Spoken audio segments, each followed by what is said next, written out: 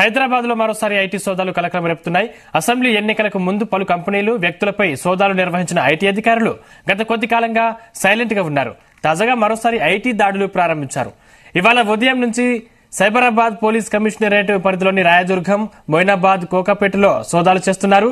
ఓ pharma కంపెనీతో పాటు మరో 9 చోట్ల ఐటీ అధికారులు సోదాలు నిర్వహిస్తున్నట్లు సమాచారం.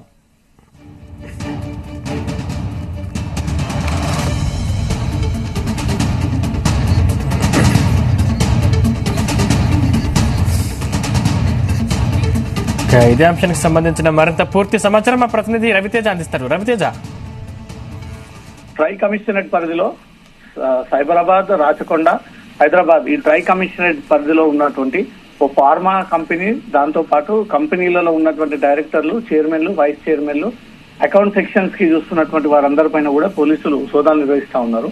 ఐటీ అధికారులు మొత్తం 9 చోట్ల ఏకకాలంగా ఈ సోదాలు కొనసాగుతా ఉన్నాయి. రాయదుర్గం, మొయినాబాద్, కోకాపేటలో ఈ ఐటీ కంపెనీకి చెందినటువంటి ఫార్మా కంపెనీస్ పైన ఉదయం నుంచి 6 ప్రాంతంలో ఈ సోదాలు కొనసాగిస్తూ ఉన్నారు.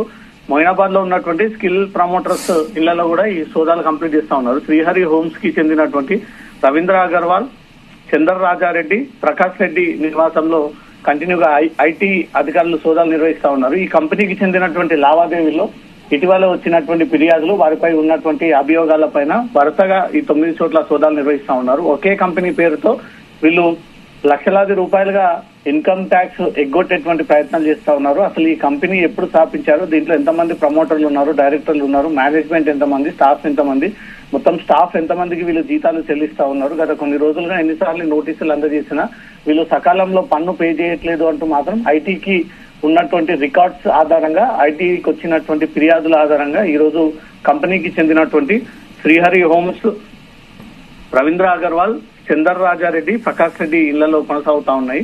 రాయదుర్గం, మొయినాబాద్, కోకాపేటలో వీరి కార్యాలయాలు, దాంతో పాటు వీరు నివాసం ఉంటున్నటువంటి ఇళ్లలు, బినామీ పేర్లతో తీసినటువంటి కార్యాలయాలు, ఆఫీసులు, అందరి ఇళ్లలో కూడా ఏకకాలంగా ఈ సోదాలు కంటిన్యూ చేస్తా ఉన్నారు. కోట్లాది రూపాయలుగా వీళ్ళు పన్ను ఎగ్గొట్టారనేది మాత్రం ఐటీ అధికారులకు పక్కాగా ఉన్నటువంటి ఇన్ఫర్మేషన్. ఈ సోదాలు ఈ రోజు రాత్రి వరకు కంటిన్యూ అయ్యేటువంటి అవకాశం ఉంది. ఈ రైడ్స్ ముగిసిన తర్వాత ఈ ఫార్మా కంపెనీ పేరుతో వీళ్ళు ఎలాంటి పెట్టుబడులు పెట్టారు, సక్రమంగానే నడుస్తుందా, అక్రమ మార్గాన నడుపుతా ఉన్నారా, ఎందుకు సకాలంలో వీళ్ళు పన్ను పే చేయట్లేదు, వస్తున్నటువంటి పన్నుని మొత్తం హవాలా రూపంలో వీళ్ళు సొంతానికే వాడుకుంటున్నారు తప్ప ఐటీ పరిధిలోకి రాకుండా తగిన జాగ్రత్తలు తీసుకొని ఈ కంపెనీ ఎస్టాబ్లిష్ చేసి రన్ చేస్తా ఉన్నారనే దానిపై మాత్రం ఐటీ అధికారుల ఇన్వెస్టిగేషన్ నడుస్తా ఉంది. అందరి ఇళ్లలో, డైరెక్టర్ ఇళ్లలో, స్టాఫ్ ఇళ్లలో, ముఖ్యంగా కంపెనీ నుంచి వచ్చేటువంటి రాబడులు, తర్వాత ఇక్కడ నుంచి పెట్టినటువంటి పెట్టుబడులు, వీటన్నిటిపైన అధికారులు ఉదయం 6 గంటలకే వారి కార్యాలయాలకు, వారి ఇళ్లలోకి చేరుకొని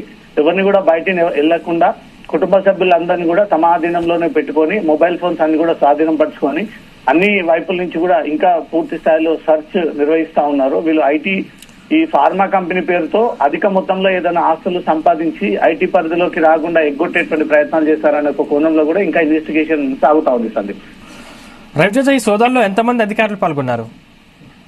మొత్తం 9 బృందాలుగా విడిపోయారు కాబట్టి సుమారు 25 నుంచి 30 మంది ఐటీ అధికారులు అనేక ప్లేసెస్ లో డిప్లాయ్ అయ్యి వారి వాహనాలు, సిబ్బందితో సహా అక్కడికి చేరుకున్నారు.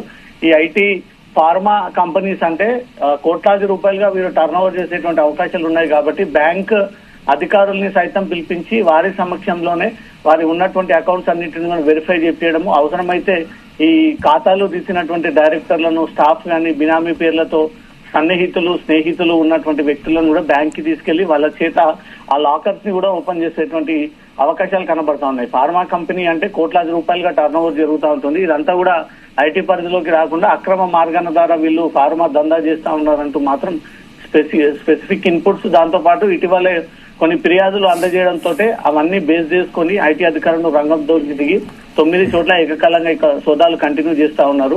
ఎంత కోట్లాది మేర వీళ్ళు డబ్బులు పన్నెగ్గొట్టేటువంటి ప్రయత్నం చేశారు, ఎన్ని కంపెనీలు వీరు నడుపుతా ఉన్నారు, ఎన్ని కంపెనీలలో వీరు డైరెక్టర్లా ఉన్నారు, ఎంతమందిలో దీంట్లో వాటాదారులు ఉన్నారు అనే దానిపై కూడా అన్ని వెరిఫై చేసిన తర్వాత వీళ్ళు ఫ్రాడ్ చేస్తా ఉన్నారు ఐటీ అధికారులను అంటూ మాత్రం భావిస్తే, అది తేలితే మాత్రం ఖచ్చితంగా అనేక సెక్షన్ల కింద వీరిపైన కేసు నమోదు చేసి ఆస్తులన్నీ కూడా జప్తు చేసేటువంటి అవకాశం ఉంది సార్.